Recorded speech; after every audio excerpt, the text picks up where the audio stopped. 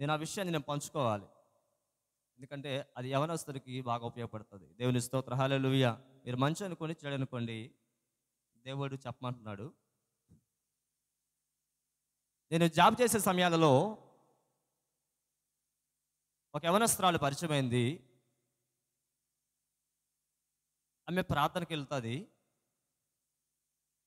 నా ఆలోచన వివాహం చేసుకుందామని అనుకోకుండా దేవుని మందిరానికి తీసుకెళ్ళింది.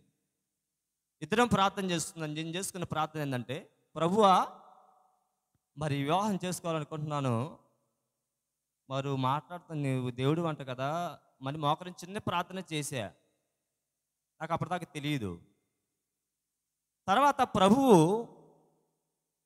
ఆమె యొక్క బ్రతికేంటో నాకు క్లియర్గా బయలుపరిచాడు. దేవునికి స్తోత్రం కలుగును, హల్లెలూయా.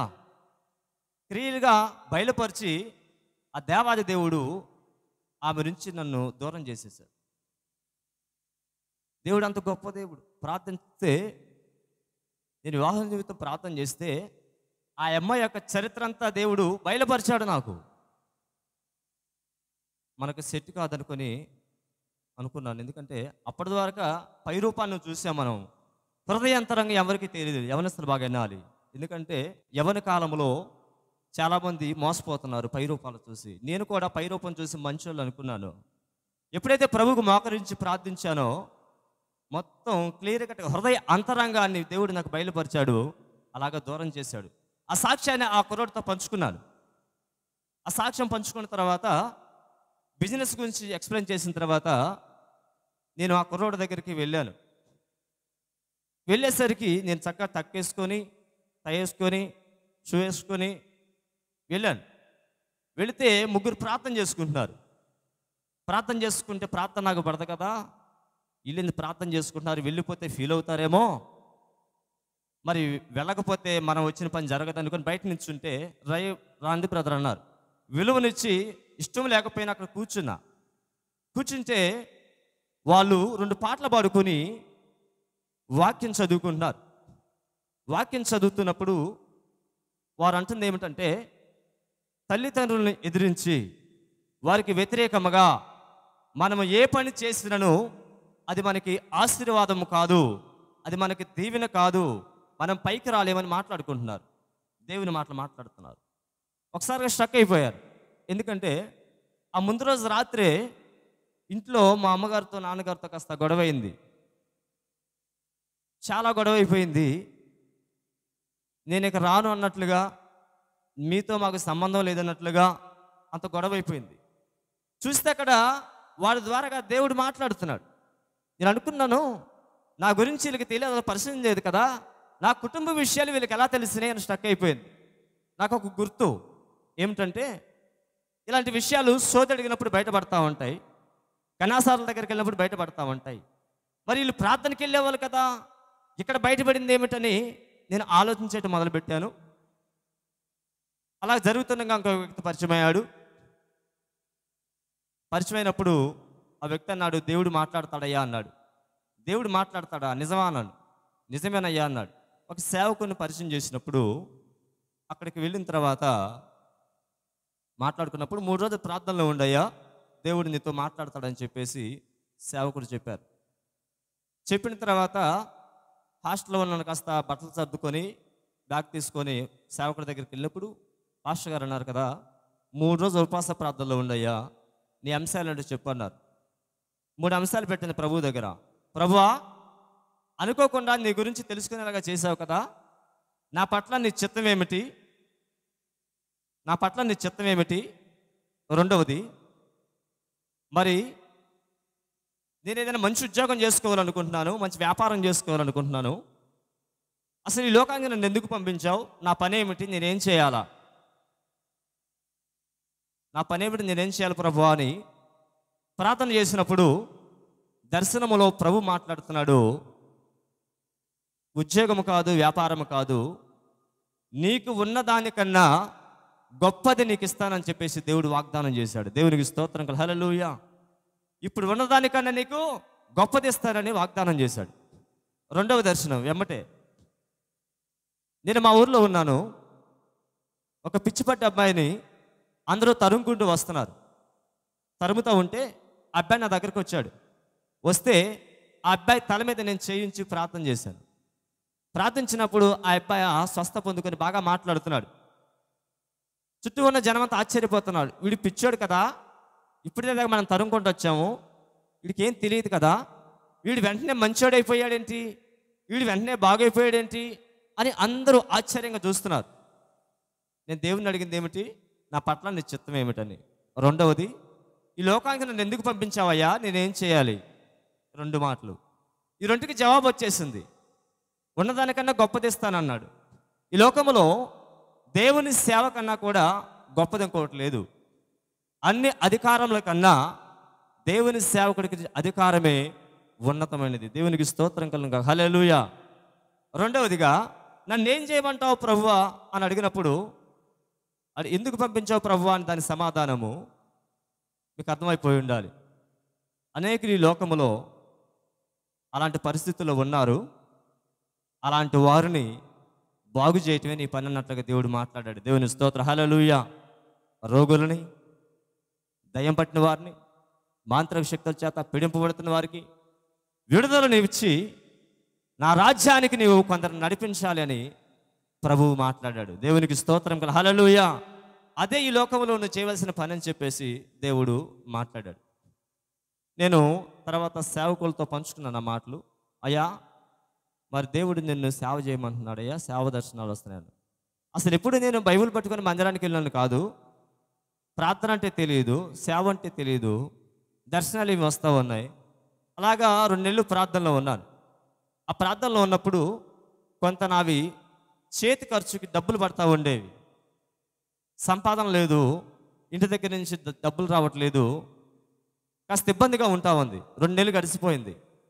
ప్రభు దర్శనంతో నాతో మాట్లాడుతున్నాడు. ఏమన్నాయా అంటే, అయ్యా, నేను నిన్ను ఇంకొక హాస్టల్కి పంపిస్తున్నాను. అక్కడ నిన్ను ఎవరు కూడా డబ్బులు అడగరు. నువ్వు అక్కడ ఎన్ని రోజులైనా ఫ్రీగా ఉండొచ్చు అని చెప్పేసి దర్శనంలో ప్రభు నాతో మాట్లాడాడు. ఒక ఊటానికి వెళ్ళాము. ఆ దర్శనం వచ్చిన తర్వాత ఒక సిస్టర్ గారు పరిచయం అయ్యారు.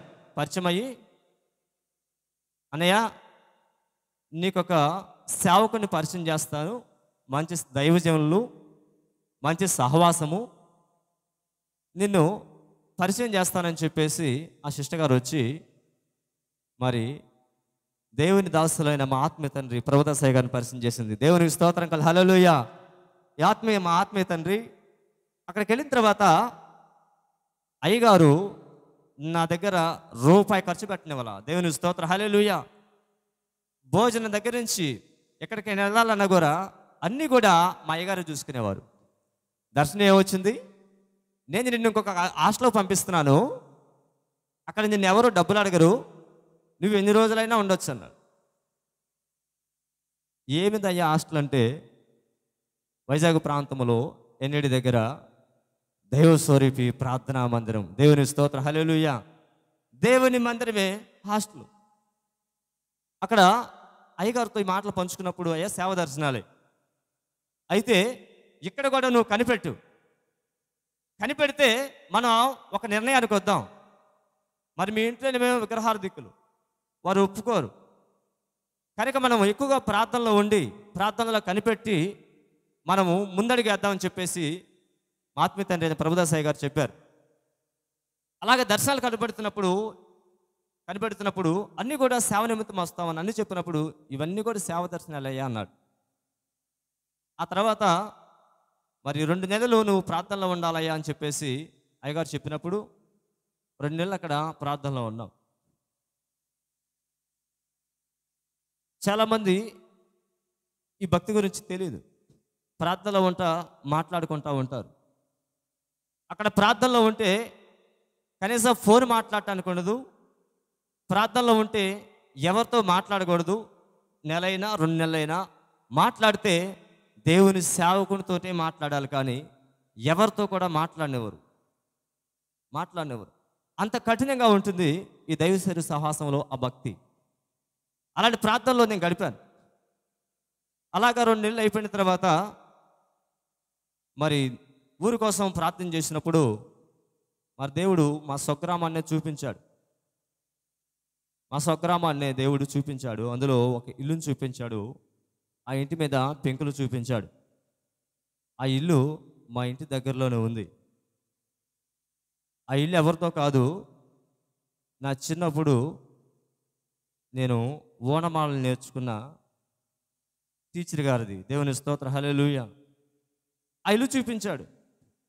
దేవుని కృప ఏంటంటే ఆ ఇల్లు దేవుడు చూపించాడు కనుక ఆ ఇంట్లో నుంచి ఇద్దరిని దేవాది దేవుడు మా మందిరానికి నడిపిస్తా ఉన్నాడు. దేవుని స్తోత్ర, హల్లెలూయా.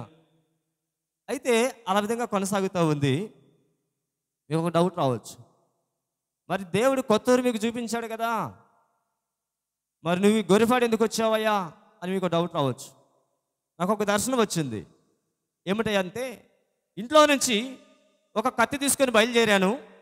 ఆ కత్తికి చాలా 2 అంచులు పదునుంది. కత్తి చివర సిలువేస్తుంది. అది తీసుకొని బయలుదేరుతుంటే మా చెల్లెల్ని అడుగుతున్నా, అమ్మా ఈ కత్తి ఎక్కడిది, ఎవరు తెచ్చారంటే, అన్న కత్తి నాన్న తీసుకొచ్చాడన్నా అని చెప్పాడు. ఆ కత్తి తీసుకొని కొండకు బయలుదేరుతున్నాను నేను.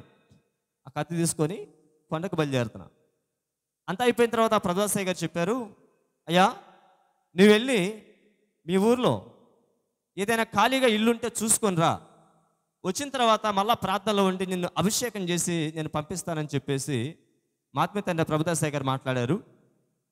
ఆ విధంగా వచ్చిన తర్వాత నాకున్న అలవాటు ఏంటంటే దైవ సర్వీస్ ఆవాసంలో ఏకాంతంగా ప్రార్థనకి వెళ్ళటం, కొండల్లోకి వెళ్ళి ప్రార్థన చేసుకోవటం. అలాంటి అలవాటు దైవ సర్వీస్ ఆవాసంలో ఉంది. అది కూడా నేను నేర్చుకున్నాను.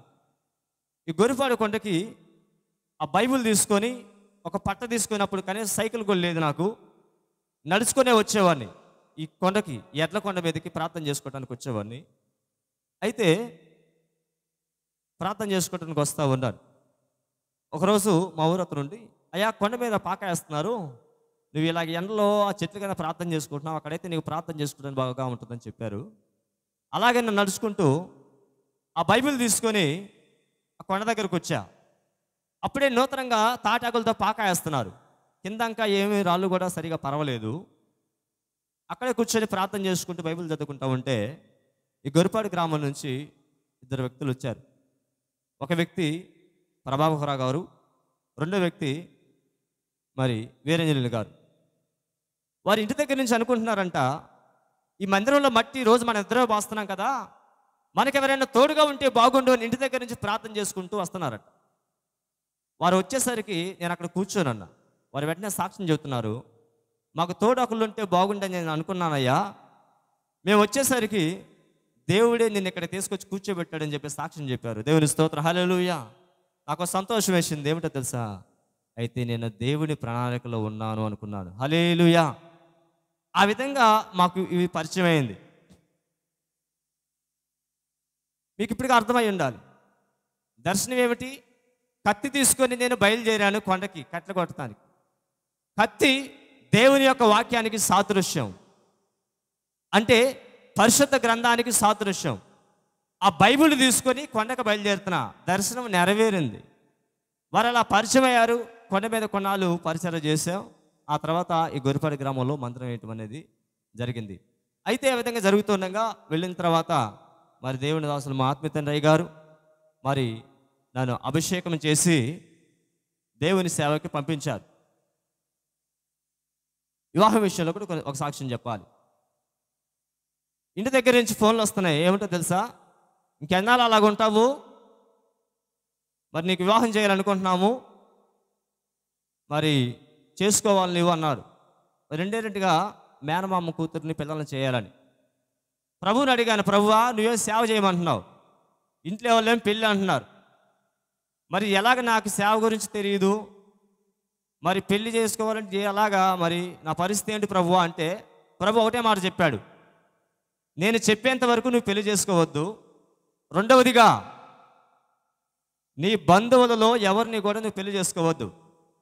నేను చెబుతాను, నేను చెప్పిన అమ్మాయిని నువ్వు చేసుకోవాలని చెప్పేసి దేవుడు నాతోటి మాట్లాడాడు. నా హృదయం చాలా తేలికైపోయింది. మా అమ్మ నాన్నతో నేను అదే చెప్పా, వాళ్ళు ఏమైనా అనుకోని. మొదటగా మనము దేవుని మాట వినాలి, దేవుని మాటకి విలువివ్వాలి. ఆ తర్వాత ఎవరైనా సరే, తల్లిదండ్రులైనా, అన్నదమ్ములైనా, బంధువులైనా సరే. ఎందుకంటే మన కన్న తండ్రి దేవాది దేవుడే కనుక ఆయన మాటకు మనం విలువిచ్చేవారిగా ఉండాలి. ఆ మాట నమ్మి నేను తల్లిదండ్రులకు వ్యతిరేకంగా దేవుడు వద్దన్నాడని చెప్పాను. దేవుడి మహాకృప ఏంటంటే వారి హృదయాలను కూడా కరిగించి నా మాటకి వారు లోబడ్డారు. దేవునికి స్తోత్రం, హల్లెలూయా. లోబడిన తర్వాత అలాగనే వివాహ విషయంలో కూడా మరి దేవుడి కార్యం చేశాడు. వివాహం చూస్తూ ఉన్నప్పుడు ఇంట్లో వాళ్ళు అన్నారు, నువ్వు పాస్టర్ అని చెప్పబాకయ్యా, ఎవరో పిల్లనెవరో మమ్మల్ని తంతారయ్యా అన్నారు. నేను అన్నాను, మీరు రాకపోయినా పర్వాలేదు, నేను ఒక్కనే వెళ్తానని చెప్పా. దేవుని స్తోత్రం, హల్లెలూయా. మీకు భయం అయితే ఆగిపోయి నేను ఒక్కనే వెళ్తాను అన్నాను. అలాగనే మా జీవిత భాగస్వామి దగ్గరికి మా నాన్నను కానీ మా తల్లి గారిని కానీ మా బంధువులు కానీ ఎవరిని తీసుకెళ్ళా. కొండాయి పాదాల్లో సేవ చేస్తున్న దేవుని దాసులు దావీదయ్య గారిని తీసుకెళ్ళండి. దేవుని స్తోత్రం, హల్లెలూయా. వాళ్ళు ఆశ్చర్యపోయారు, ఇదేమిటి వాళ్ళు మాట్లాడుకుంటున్నారు. అమ్మ రాలేదు, నాన్న రాలేదు, బంధువులు రాలేదు, ఒక్కడే వచ్చాడు పిల్లనట్టే వాళ్ళ అని మాట్లాడుకుంటున్నారు. దేవుని స్తోత్రం, హల్లెలూయా. నేను చెప్పాను, నా సాక్ష్యాన్ని చెప్పాను, దేవుడు ఇలాగ అన్నాడమ్మా అంటే వాళ్ళు చెప్పారు, అయ్యా మా అమ్మాయి కూడా సండే స్కూల్ నడిపిస్తుంది. తర్వాత వాళ్ళ పాస్టమ్ గారు వచ్చిన తర్వాత ఆమె కూడా సాక్ష్యం పంచుకున్నారు. మేము కూడా సేవకుడికే ఇవ్వాలనుకున్నారు. దేవుని స్తోత్రం, హల్లెలూయా. నా ఆలోచన ఏమిటి? దేవుడు చెప్పిన అమ్మాయిని చేసుకోవాలని, బాప్తిసం పొందుకున్న అమ్మాయిని నేను చేసుకోవాలని. వాళ్ళ ఆలోచన సేవకుడికి ఇవ్వాలని. రెండు సింక్ అయిపోయినాయి. ఆ సంబంధానికి వెళ్ళే ముందుగా దేవుడు నాతో మాట్లాడాడు. నేను ఆల్రెడీ వెళ్ళి చూసి వచ్చాను, నీకు ఇబ్బంది లేదు, నువ్వు ధైర్యంగా ఉండు అని చెప్పేసి మాట్లాడాడు. ఆ మాట తర్వాత ఇంకే సంబంధాలు చూడలేదు మేము ఆ ఒక్క అమ్మాయిని. ఒకవేళ లోకములో దేవుని తెలుసుకోకపోతే ఎంతమంది అమ్మాయిలు చూడాల్సి వచ్చేసో. నేను చూసింది ఇద్దరినే. ఆ చూసిన ఇద్దరిలో కూడా రెండో అమ్మాయిని వివాహం చేసుకున్నా. దేవుని స్తోత్రం, హల్లెలూయా. చిత్రం ఏమిటంటే నాకంటే ముందుగానే అమ్మాయి బాప్తిసం పొందుకుంది. ఇంకొక చిత్రం ఏమిటంటే మేమిద్దరం బాప్తిసం పొందుకున్న దినాలు ఒకటే రోజు ఒకటే నెల. దేవుని స్తోత్రం, హల్లెలూయా. చాలా యాదృచ్ఛికమండి. సంవత్సరం మారొచ్చు కానీ ఒకటే నెల 1వ తారీఖు అలాగే దేవుడు మమ్మల్ని సిద్ధపరిచాడు. మరి అయ్యగారే, మరి దానియేలు అయ్యగారు, ప్రభుదాస్ అయ్యగారే మా కొత్తూరు గ్రామంలో వివాహం చేశారు పగలే. ఆ చుట్టుపక్కల ఉన్న సేవకులు కూడా ఆశ్చర్యపోయారు.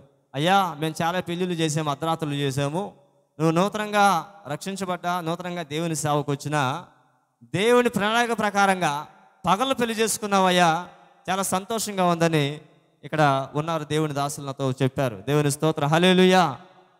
ఆ విధంగా దేవుని సేవలు కొనసాగుతున్నాను. ఇక్కడ పరిచయం అయ్యారు.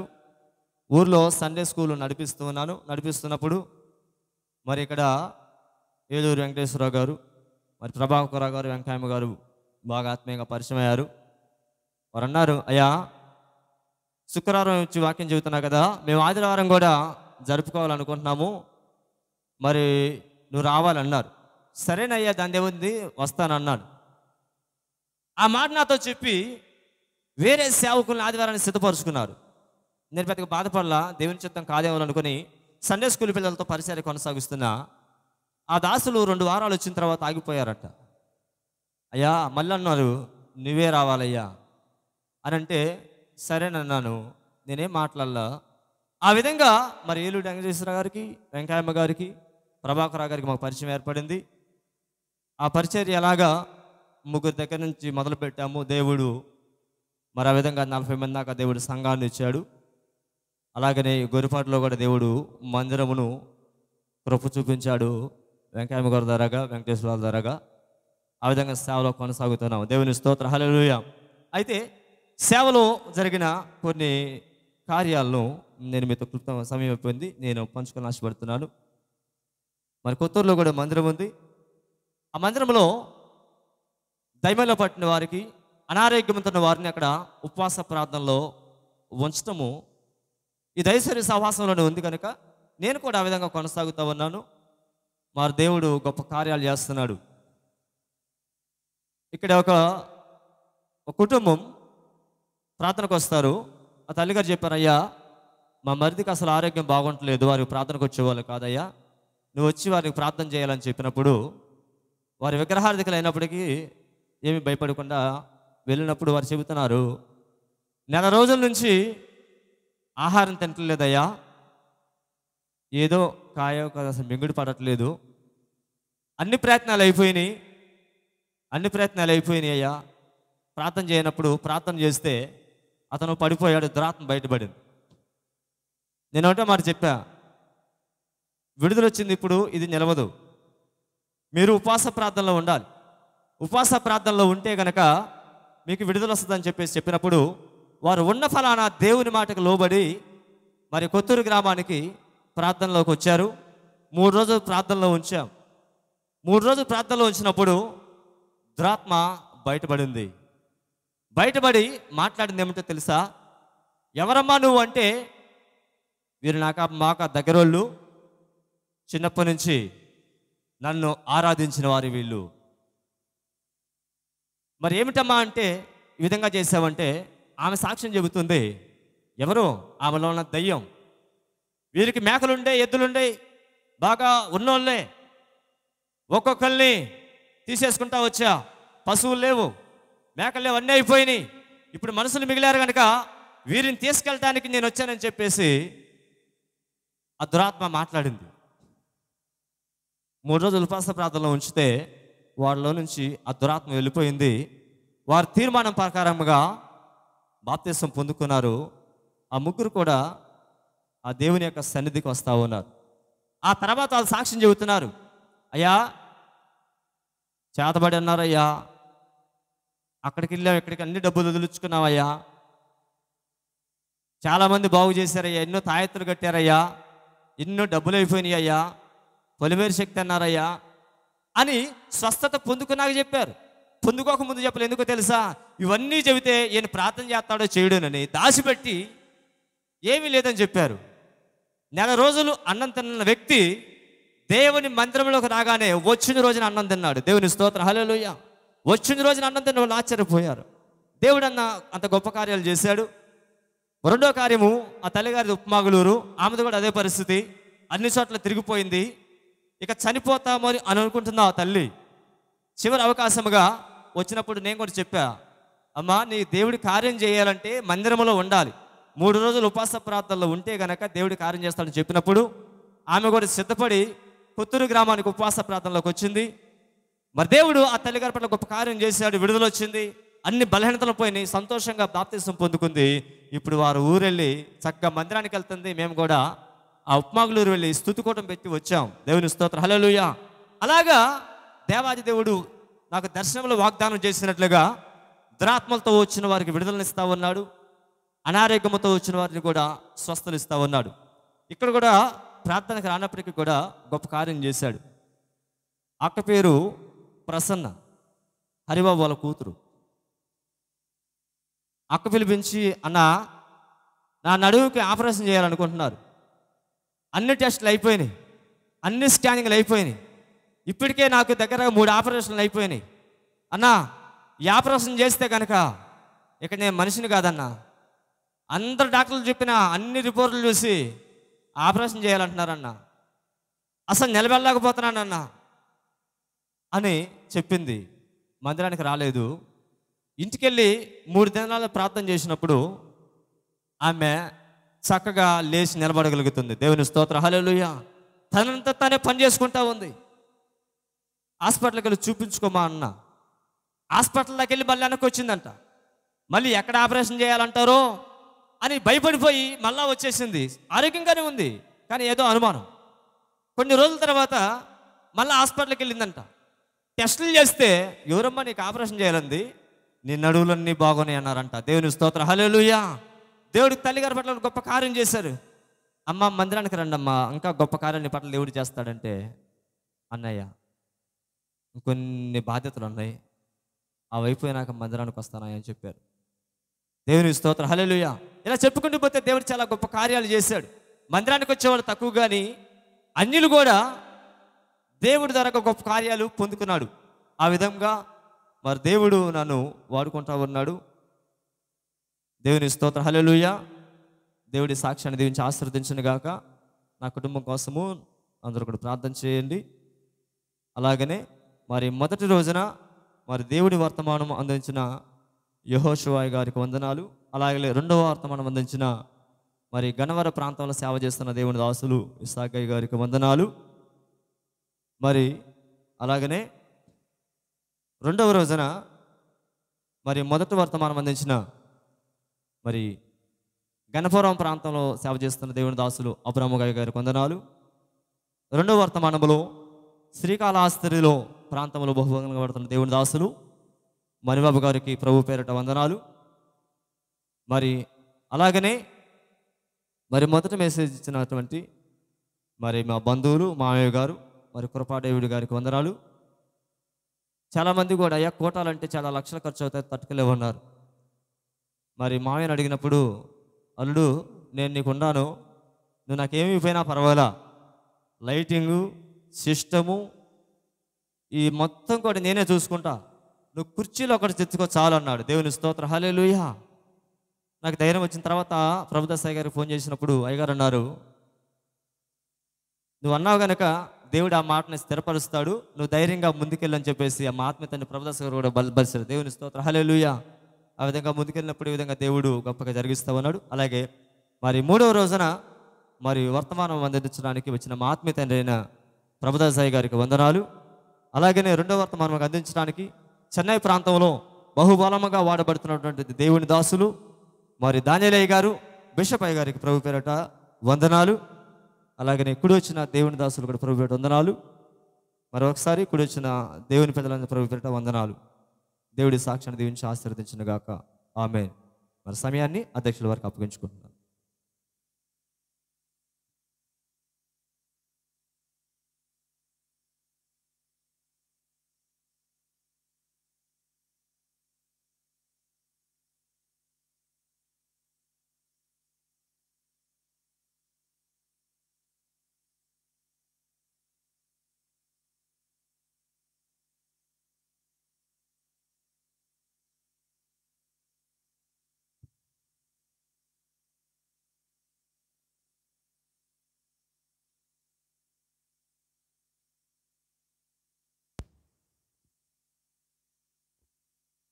దేవునికి స్తోత్రం, హల్లెలూయా. దేవునికి స్తోత్రం. సాక్ష్యాన్ని పంచుకున్నాడు దైవుని దాసులు. తన జీవితంలో ఎన్నో మేలు చేశాడు, ఎన్నో ఆశ్చర్య కార్యాలు కూడా చేశాడు. దేవుని నమ్మినటువంటి వారిని దేవుడు ఎప్పుడు కూడా విడిచిపెట్టే దేవుడు కాదు, వదిలివేసే దేవుడు కాదు. అందరూ లేచి నిలబడినట్లయితే స్తుతి ఆరాధన జరుపుకుందాం. మన ఆత్మీయులు, అభిషేక్తులు, విశాఖపట్నంలో సేవ చేస్తున్న దేవుని దాసులు ప్రభుదాస్ అయ్య గారు మన మధ్యలో ఉన్నారు. వారు ఆరాధన నడిపిస్తుండగా అందరూ కళ్ళు మూసుకొని ఆత్మతో సత్యముతో ఆరాధించుకుందాం. సమయాన్ని దేవుని దాసులకు అప్పగించుకుందాం.